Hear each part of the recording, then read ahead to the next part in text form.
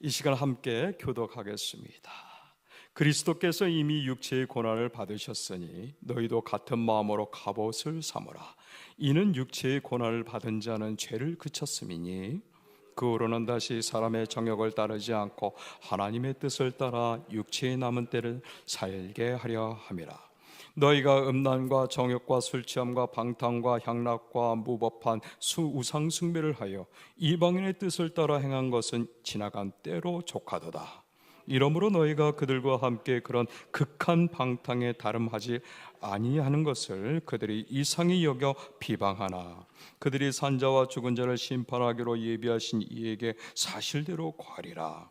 이에 이하여 죽은 자들에게 복음을 전파되었으니 이는 육체로는 사람으로 심판을 받으나 영으로는 하나님을 따라 살게 하려 함이라.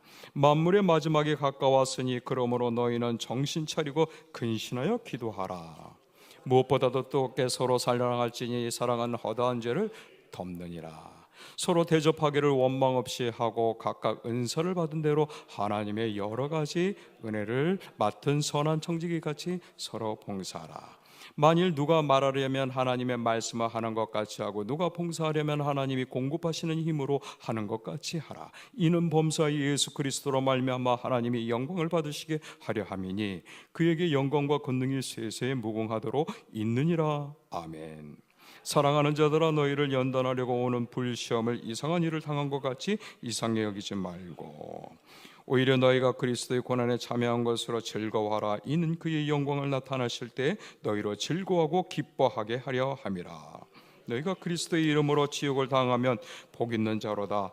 영광의 영 곧 하나님의 영이 너희 위에 계심이라. 너희 중에 누구든지 살인이나 도둑질이나 악행이나 남의 일을 간섭하는 자로 고난받지 말려니와 만일 그리스도인으로 고난받으면 부끄러워하지 말고 도리어 그 이름으로 하나님께 영광을 돌리라. 하나님의 집에서 심판이 시작할 때 되었나니 만일 우리에게 먼저 하면 하나님의 복음을 순종하지 아니한 자들의 그 마지막은 어떠하며 또 의인이 겨우 구원을 받으며 경건하지 아니한 자와 죄인은 어디에 서리요. 같이 시작. 그러므로 하나님의 뜻대로 고난받은 자들 또한 선을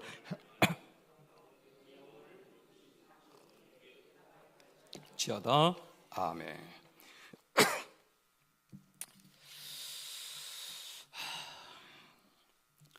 잠깐 제가 또 하나님께서 주신 감동으로 우리 성도님들의 밝은 얼굴을 좀 스캔하겠습니다. 그래요. 감사합니다. 좋습니다. 예. 벌써 지난달이죠. 우리 여기 새벽 기도를 하면서 참 많이 기도했어요. 하나님이 정말 쉽지 않은 허락을 하셨구나 하면서 많이 준비했는데 또 이렇게 하나님께서 또 우리 성도님들에게 감동을 허락하여 주셔서 이렇게 또 새벽에 은혜를 나눌 수 있는 그런 은혜를 저에게 주셔서 너무 감사합니다. 허락만 된다면 계속 이렇게 새벽에 이 귀한 성도님들 과연 하나님을 누가 사랑하는지 하나님의 사랑이 어떤 영혼들에게 머물고 있는지 꼭 보고 싶습니다. 그렇게 됐으면 좋겠습니다. 여러분들 지난 한 주간 동안 어떤 삶을 살으셨는지요? 우리가 살다 보면 참 말 못할 일이 많죠. 그렇죠? 그 말 못한 일들 때문에 어떤 분은 얼굴이 참 평안 가운데 있는 분이 있는가 하면 오늘도 이 자리 아니면 낙심되고 또 소망이 없기 때문에 지금 내 마음의 인생의 그 숙제들을 위해서 오늘도 주님 앞에 엎드린 자들이 있습니다. 우리가 그런 작금에 일어나는 그 주변에 일어나는 일들을 보면 우리는 좋은 일도 있지만 또 참 근심되는 일도 참 많습니다. 그래서 찬송가는 우리를 그 근심되는 일이 죽을 일이 쌓였구나라고 하죠. 그러면 우리는 그런 일들을 생각하면 공통적인 생각은 거의 마음이 낙심되지 않을까, 상심되지 않을까, 또 왜 이때쯤에 이런 일이 생겨서 나를 이렇게 평안 가운데 방해를 하는지 이런 생각들이 듭니다. 그러나 우리가 잊지 말아야 될 게 이런 일로는 우리가 기쁨을 얻을 수가 없는 거죠.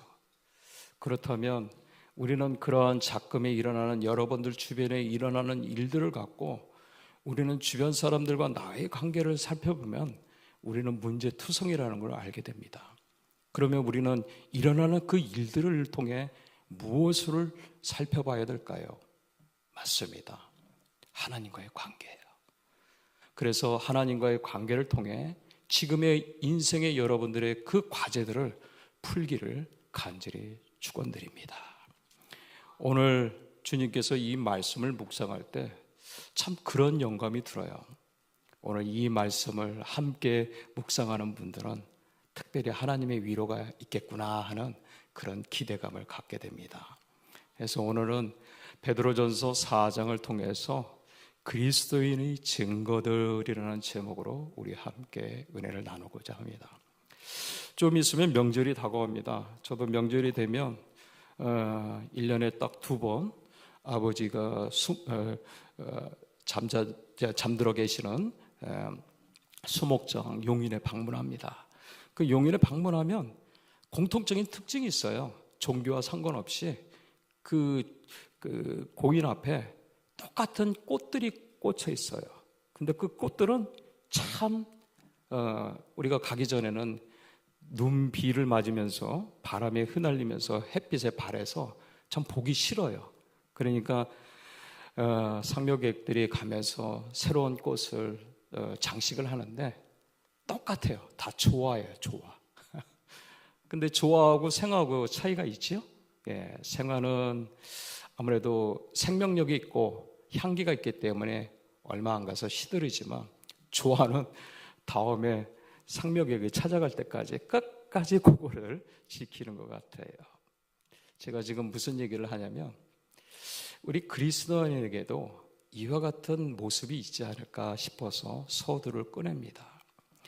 우리가 이렇게 어떤 분들은 참 그리스도인이다 아니면 거짓 그리스도인이다 이렇게 유튜브에도 많이 나오지만 그런 것을 통해서 우리의 믿음이 흔들려서는 되지는 않고 우리의 기준은 오직 성경에 있음을 기억하시기 바랍니다. 우리가 성경을 벗어나게 되면 우리는 행위를 보게 되고 그 행위를 통해서 우리는 금세 나타나는 것, 그의 신앙의 연수, 그리고 직분, 그리고 교회에서의 공로 이런 것이 우리의 지표가 될 수 있어요. 그러나 이것은 여기 오늘 베드로 전서 4장에 나와 있는 참 그리스도인의 증거하고는 전혀 관계가 없습니다. 그렇다면 이런 참 그리스도의 증거를 갖기 위해서 왜 이따에 우리가 그런 증거를 늘 날마다 확증해야 되는가? 바울 사도는 그 고린도 후서 13장 5절에 이렇게 기록하고 있어요. 너희는 믿음 안에 있는가? 너희 자신을 시험하고 너희 자신을 확증하라. 너희 자신을 확증하라는 거예요. 믿음이 있는지 없는지 확증하라는 거예요. 여러분들은 이 믿음을 갖고 계시길 바랍니다. 특별히 여러분들이 내가 갖고 있는 이 믿음이 정말 바울 사도가 얘기하고 있는 그 믿음을 갖고 있는지를 오늘 이 베드로전서 4장에는 3가지를 제시하고 있습니다. 이 베드로전서를 기록한 때가 지금 65년, 66년도 그러니까 예수께서 부활 승천한 이후에 30년 후가 되겠는데 35, 6년 후가 되겠는데 그때 로마를 섭정했던 네로가 있습니다. 네로의 자신의 정권에 문제점이 생기자 이 누명을 쓰기 위해서 지금 대화재 사건을 일으키는데 그 화재 사건의 그 주범을 그리스도인으로 핍박을 하게 됩니다. 이런 상황을 두고 우리는 이 본문을 읽어볼 때 한 4분 정도 일단 먼저 요약을 하면 이렇습니다. 총 단락은 3단락으로 이루어지는데 1절부터 6절까지는 변화받은 삶에 대해서 기록하면서 예수 그리스도께서 고난받으셨습니다라고 시작이 됩니다. 그런데 이 고난을 왜 받으셨냐? 여러분들과 제가 알듯이 예수께서는 우리의 죄와 허물을 위해서 주님 앞에 하나님 앞에 화해 제사로 드려졌습니다. 그렇기 때문에 우리가 주님의 마음을 동참한다면 그 주님의 마음을 갖고 우리가 남은 시간, 그러니까 중요한 것은 죄된 삶을 결별하고 이제는 남은 시간을, 여생을 하나님이 원하시는 삶을 살도록 얘기합니다. 그것을 우리는 변화받은 삶이라고 합니다. 그러면 변화받은 삶을 살 때 주변 사람들이 손가락질해요. 너 왜 이렇게 변했니? 라고 얘기합니다. 이게 참된 그리스도인이에요. 왜 이렇게 변했니? 이전엔 그렇지 않았잖아. 그런데 너 참 다르게 산다. 너 손해보지 않니? 이렇게 여러분들을 조롱하고 핍박합니다. 그런데 이들이 모르는 삶이 있다는 거죠. 바로 우리의 모든 행실을 반드시 심판하시는 내세에 하나님의 계심을 모른다는 거죠. 그런데 이전에는 육으로 살던 우리가 이렇게 하나님께서 우리에게 복음을 주셔서 이제는 그 영으로 하나님과 함께 사는 것을 우리는 변화된 삶을 얘기하고 있습니다. 그리고 베드로전서 4장에서 이제 7절부터 11절까지 두 번째 단락이 또 전개가 됩니다.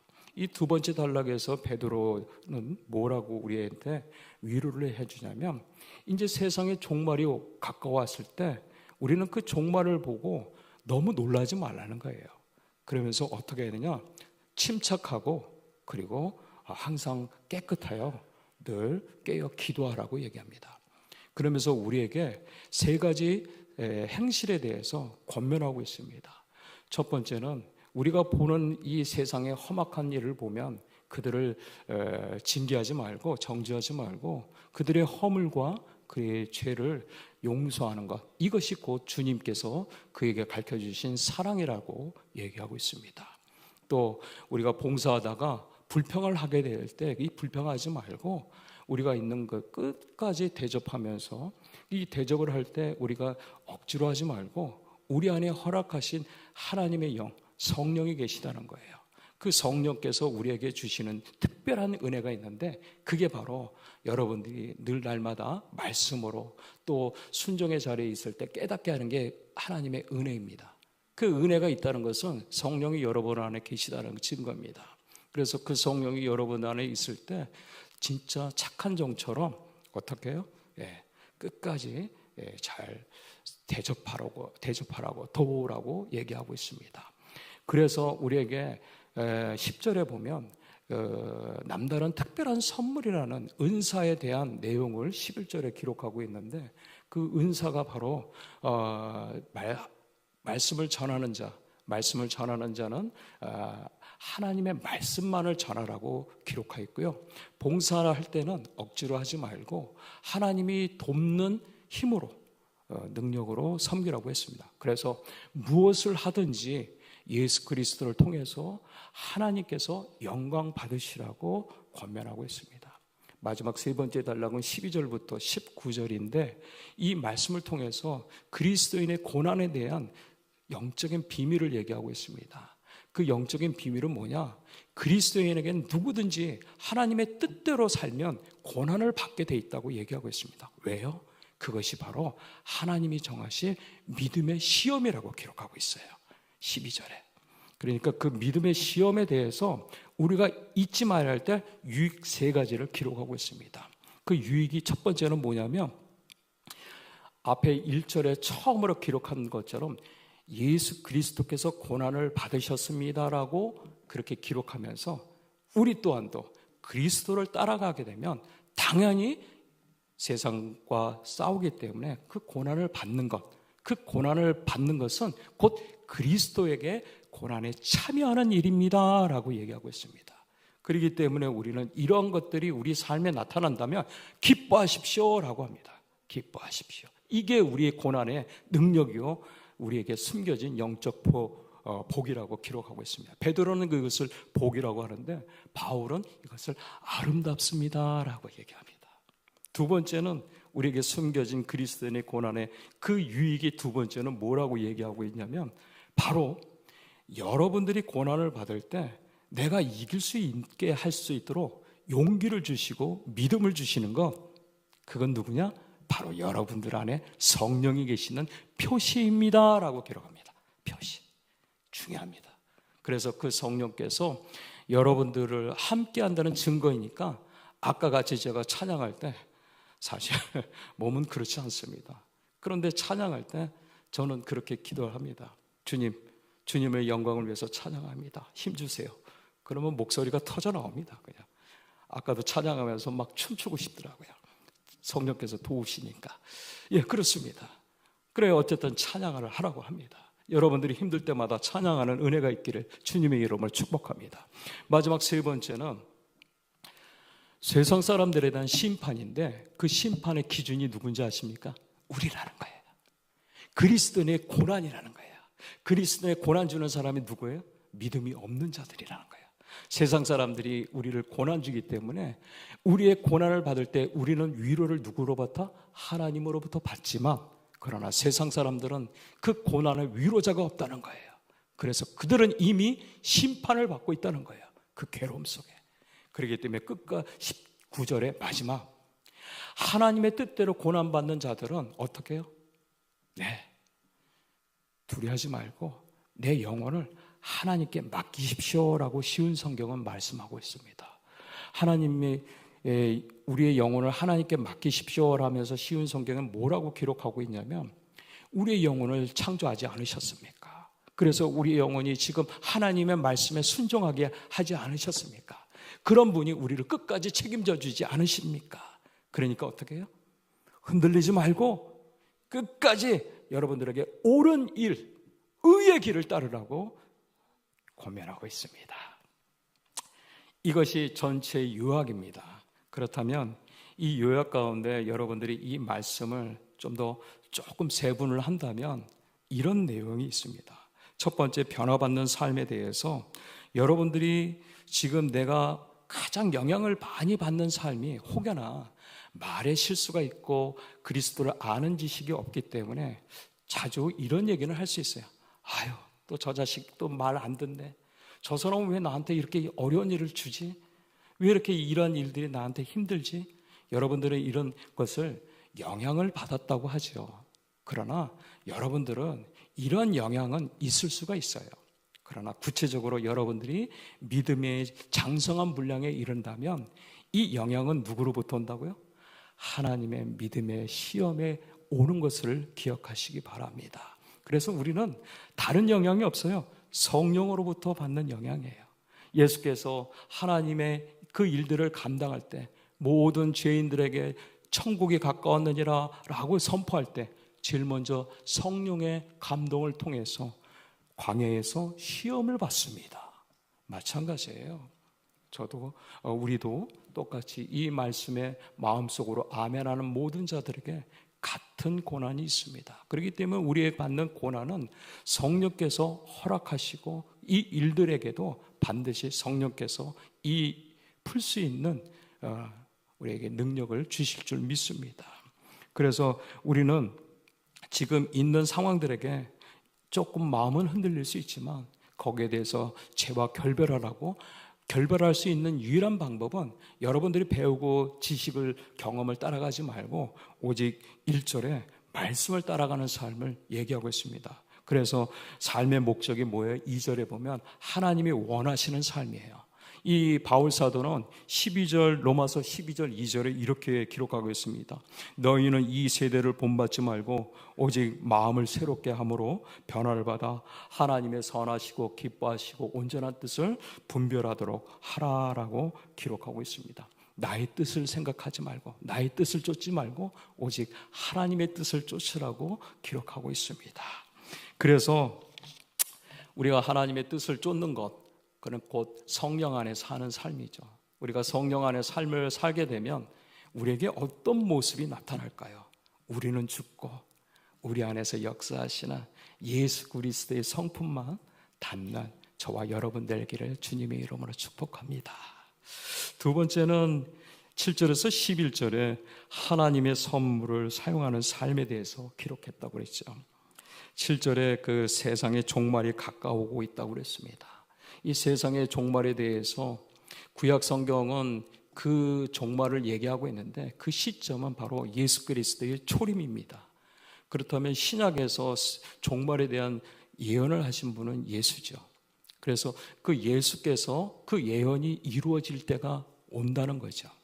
그 예수께서 오시는 그 예언의 때가 올 때 베드로는 세 가지를 우리에게 권면하고 있습니다. 그 권면이 아까도 얘기했지만 사랑입니다. 사랑은 어떤 사랑이야? 모든 허다한 허물과 죄를 용서하는 것, 덮는 것, 그게 사랑이라는 거죠. 두 번째는 이 섬김에 대해서 이 베드로는 이렇게 얘기하고 있습니다. 대접하고 도우라. 대접하고 도우라. 이것이 우리 주님께서 베드로에게 본을 보이셨던 예수의 제자들, 예수의 말씀을 따라가는 모든 이들에게 그 섬김의 그 도를 바로 이 베드로는 뭐라고 했냐면 대접하고 도우라 라고 얘기하고 있습니다. 그런데 대접하고 도우라는 것을 어떻게 돕냐? 바로 그 은혜로, 하나님의 은혜를 깨달아야 되는데 그 은혜를 깨닫도록 우리에게 누구를 주셨냐? 성령을 보내주셨다는 거예요. 그래서 성령으로 가진 우리는 모여서 바로 하나님의 은혜를 깨닫게 되고 나 같은 자에게도 용서를 주시고 나 같은 자에게도 하나님의 소망을 갖게 하는 것, 그것이 은혜라는 거죠. 그래서 그 은혜를 갖고 우리가 하나님의 허락하신 이 깨달음을 갖게 되면 우리는 순종의 자리에서 성령께서 그 일들을 함께 도우신다는 말씀을 하고 있습니다. 이러한 마음으로 대접하는데 특별히 10절에 그 은사라는 단어가 굉장히 저한테는 와닿았어요. 그 은사는 쉬운 성경으로 얘기한다면 남다른 특별한 선물이래요. 근데 남다른 이 특별한 선물을 갖고 우리는 오용할 때가 너무 많습니다. 예언이나 방언이나 치유나 뭐 이런 은사를 가면 남들이 갖지 않은 재능을 가졌다고 해가지고 굉장히 목소리가 클 때가 있어요. 그런데 이 베드로는 그렇지 않다는 거예요. 돕는 일, 보이지 않는 일에 섬김을 하라고 얘기하고 있습니다. 그래서 11절에 은사에 대해서 얘기하는데 요즘 은사에 대해서 우리가 더 많이 이 본문을 기억해야 될 게 말씀을 전하는 자는 무엇만 전하라고 기록하였냐면 하나님 말씀만 전하라고 기록하고 있습니다. 조심해야 되겠죠. 그리고 봉사할 때는 어떻게? 하나님이 돕는 힘으로 봉사하라고 그랬어요. 그래서 결론은 뭐예요? 그렇죠. 예수 그리스도를 통한 하나님께 오직 영광을 드리라고 말씀하셨습니다. 그러니까 제가 여기 혹여나 여러분들을 감동케 해서 하나님이 큰 은혜를 주셨다면 제가 말씀을 잘 전한 것보다도 어떻게 해요? 하나님께서 여러분들에게 은혜 주신 줄 믿으시기 바랍니다. 제가 만약에 그 소리를 들었다면 여러분들이 주의 일에 감당했다가 칭찬을 들었다면 어떤 칭찬이 가장 큰 칭찬일까요? 하나님 영광 받아 주옵소서. 우리 주님께서도 이와 같이 말씀하셨습니다. 이것이 저와 여러분들의 가장 큰 칭찬이 되시기를 주님의 이름으로 축복합니다. 마지막 세 번째입니다. 12절에서 19절에 보면 그리스도인으로 받는 고난들에 대해서 기록하고 있습니다. 그 그리스도의 고난은 12절에 그리스도의 고난은 하나님께서 허락하신 믿음의 시험이라고 기록하고 있습니다. 아까도 얘기했지만 로마 대화재 사건을 통해서 그리스도인은 정말 억울했을 거예요. 이해 못하는 누명과 오해로 인한 억울함, 그리고 서로. 요즘 여러분들 이러한 사건들이 여러분 주변에 있다면 분명히 이것은 어떻게? 하나님의 뜻대로 허락하신 믿음의 시험이라는 거예요. 우리가 이 믿음의 시험을 받을 때 우리는 기억해야 될 귀한 말씀이 있습니다. 모세가 이스라엘 백성들을 그 광야로 인도하면서 그가 평생 동안 느끼지 못했던 하나님의 가장 친밀하심을 그가 말씀을 통해서 깨닫게 됩니다. 그래서 그가 마지막 종말 때 신명기 말씀에 이 세 절이 있는데 먼저 이 우리에게 고난을 허락하신 목적이 있어요. 신명기 8장 2절에 이렇게 기록하고 있습니다. 이는 너를 낮추시며 너를 시험하사 네 마음이 어떠한지 그 명령을 지키는지 지키지 않는지 시험하심이라고 말씀하고 있습니다. 다음에 신명기 13장 3절에는 너희의 하나님 여호와께서 너희가 마음을 다하여 뜻을 다하여 너희 하나님 여호와를 사랑하는 여부를 알려하사 너희를 시험하심이라고 얘기하고 있습니다. 그러니까 지금 이 나에게 닥쳐있는 모든 환경들이 내가 감당할 수 있는지 없는지 보다 내 안에 있는 이 시험이 이 일들을 통해서도 정직한 하나님 앞에 정직하고 내 자신 앞에 정직하고 이웃에게 정직함으로 인해서 내 안에 살아계신 하나님 앞에 영광을 드림으로 인해 다른 사람의 복음의 통로가 될 수 있도록 여러분들이 살고 있는지 그것을 지켜보기 위함이라고 말씀하고 있고, 또한 그러므로 인해서 끝까지 여러분들이 믿음에 순종할 때 이가 나를 사랑하는구나 라고 주님이 보신다는 거예요. 우리가 실수할 수 있어요. 우리가 넘어질 수 있어요. 그러나 결코 하나님은 뭐라고 약속하냐면 신명기 8장 16절에 이는 다 너를 낮추시며 너를 시험하사 마침내 네게 복을 주려 하심이라 라고 합니다. 이 복은 뭐예요? 세상이 갖는 복이 아니에요. 하나님이 예비하신 믿음의 장성한 분량, 신령한 복을 우리 주님께서 예비하셨다는 거예요. 그러니까 우리의 시험의 연단은 나의 갈 길을 그가 아시나니 나를 단련하신 후에 주의 앞에 정금같이 나설 줄 믿습니다. 그래서 베드로가 세 가지를 여러분들한테 마지막 권면합니다. 그것은 뭐냐? 13절에 우리가 고난은 그냥 고난이 아니라 그리스도가 너를 위해서, 고난받는 그리스도인들이 바로 예수 그리스도께서 고난에 참여했듯이 우리가 참여한다는 거예요. 참여한다는 건 뭐예요? 동참한다는 거예요. 동참한다는 건 뭐예요? 그가 먼저 앞서갔기 때문에 우리를 대신해서 이 일들을 함께 견뎌내가시도록 우리에게 힘을 주신다는 겁니다. 그러니까 13절에 그래서 바울은 이 대목을 데살로니가전서 5장 16절 19절 항상 기뻐하라, 쉬지 말고 기도하라, 범사에 감사하라, 이는 그리스도 예수 안에서 너희를 향하신 누구의 뜻? 하나님의 뜻, 이렇게 말씀하지 않습니까? 14절에 뭐라고 얘기하냐면 하나님의 성령이 너희와 함께 하신다는 뭐예요? 표시라는 거예요. 예. 그리고 19절에 그러므로 인해서 하나님의 뜻대로 어떻게 해요? 고난받는 모든 자들은 늘 항상 잊지 말아야 될 게 우리의 영혼을 누구에게 맡겨라? 하나님께 맡겨라. 우리의 제일 두려움이 뭘까요? 죽음이에요, 죽음. 혹시 이거 잘못되면 어떻게 될까? 왜? 죽음으로 인해서 망하게 되잖아요. 그것 때문에 두려운 거예요. 그러니까 우리의 영혼을 하나님께 맡기게 되잖아요. 그러면 어떻게 됐냐? 이 일들을 맡긴다는 것은 우리 안에서 하나님이 이 모든 것을 주관하신다는 뜻이죠. 그렇기 때문에 이 주관한다는 것은, 하나님께 이 모든 일들을 맡긴다는 것은 그냥 주님 알아서 해요, 그게 아니라 오늘도 내 길을 인도하시고 또 오늘 이 길을 통해서 나의 순종을 통해서 미래에 내가 하나님의 때에 하나님 앞에 선한 간증이 될 거라는 여러분들의 이 하루를 최선을 다할 때 하나님께서는 우리를 선한 길로 인도하실 거라는 것을 확신하고 있습니다. 말씀을 마치겠습니다. 본문을 읽다 보면은 이 쉬운 성경은 좀 우리가 이해할 수 있는 표현이 되어 있는데 이 문법적인 구조를 보면 전부 그 미완령 시제로 되어 있어요.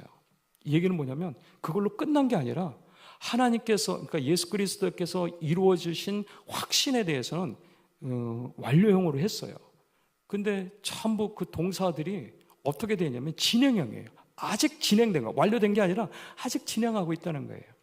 그러니까 예수께서 오시는 그날까지 우리는 계속 믿음의 경주를 해야 될 줄 믿습니다. 저는 이 본문 말씀을 얼마나 묵상했는지 모르겠어요. 처음에는 무슨 뜻인지 모르겠어요. 제가 이게 윤리적인 것을 여러분들과 말씀을 나누면 굉장히 제가 싫어요. 왜? 여기 계신 분들 제가 이렇게 보니까 저보다 연배가 참 많으신 것 같아요. 근데 그런 분들한테 이렇게 해라 저렇게 하라는 것은 참 그런 권위가 없어요. 제가 뭘 얼마나 배웠길래 여러분들한테 이렇게 하라 저렇게 하라 그러겠어요. 근데 이 말씀을 인간적인 시선이 아니라 하나님의 감동으로 주시는 성령의 권위로 말씀을 드리는 겁니다. 그렇기 때문에 성령은 영은 영으로 알아요. 그렇기 때문에 여러분들한테 권면을 할 수 있는 거예요. 그렇기 때문에 저는 이 말씀을 읽으면서 딱 한 가지를 깨달았어요. 그 한 가지가 뭐냐? 바로 베드로가 이 편지를 쓰고 나서 얼마 있다가 감옥에서 순교합니다. 그런데 이 순교하는 동안 이에게서 무엇이 이 편지에서 나타나냐면 예수님을 닮아가는구나. 예수님을 닮아가는구나. 그가 예수님을 닮아가기 때문에 이 서신을 읽는 모든 자들에게 세 가지가 우리 안에 나타나고 있구나. 그것은 변화받는 삶이요, 성령으로 해서 변화받는 삶이요, 그 변화받은 삶을 통해서 하나님의 그리스도의 몸된 교회를 섬기는 일이요, 그리고 그 섬기다가 그 고난받는 것, 그것이 내게 영광이 되는구나 하는 것을 우리는 깨달을 수 있습니다. 그러니까 이런 세 가지가 여러분들한테 나타날 때 하나님 감사합니다. 베드로가 고난받았고, 주님의 12제자가 고난받았고, 그리고 500 성도가 이런 고난을 받았는데 저 또한 이 고난에 참여할 수 있어서 너무 감사합니다 라는 고백이 여러분들 안에 나타나기를 주님의 이름으로 축복합니다. 오늘도 보이지 않는 곳에서 아마 봉사하실 거예요. 봉사하시다가 짜증나는 일이 있을 거예요. 그러나 베드로는 뭐라고 그랬어요? 불평하지 마라. 불평할 때마다 너 힘으로 하는 거니까 내 안에 계신 하나님의 선물 뭐냐? 그래, 성령이 계신다. 성령이 언제 사냐? 말씀을 의지하고 기도할 때 우리는 성령을 의지하는 거예요. 오늘도 여러분들이 보이지 않는 곳에서 성령을 의지함으로 말미암아 여러분들이 서 있는 곳에 하나님의 영광이 나타내시기를 주의 이름으로 축복합니다. 함께 기도하겠습니다. 오늘도 주신 말씀을 갖고 내가 어느 곳에 있든 사람을 의식하지 않고 내 안에 계신 성령님과 함께 순종의 자리로 나가시기를 주님의 이름으로 축복합니다. 특별히 어제 정말 세상에서 가장 큰 슬픔을 당한 엄태환 안수 집사님의 가정에 하나님의 큰 위로가 함께하여 주셔서 모든 장례 절차가 하나님의 은혜 가운데 무사히 마칠 수 있도록 함께 기도해 주시기 바랍니다. 오늘도 하나님의 말씀을 선포하실 이 강대상, 특별히 담임 목사님과 여러 교육자들에게 그들이 전한 말씀이 이 땅 가운데 살아가면서 하나님의 뜻을 온전히 분별하여 순종할 수 있도록 우리 함께 기도해 주시고, 또 늘 날마다 우리가 기도하는 기도 제목이 있지 않습니까? 우리 환우들을 위해서 기도해 주시고, 그리고 우리 원룸 목사님의 제2 복지 사역을 위해서, 그리고 우리가 돕고 있는 우리 선교사들과 마지막으로 10월 달에 있을 우리 캄보디아 단기 선교팀을 위해서 우리 주여 이름을 부르며 기도하겠습니다. 주여,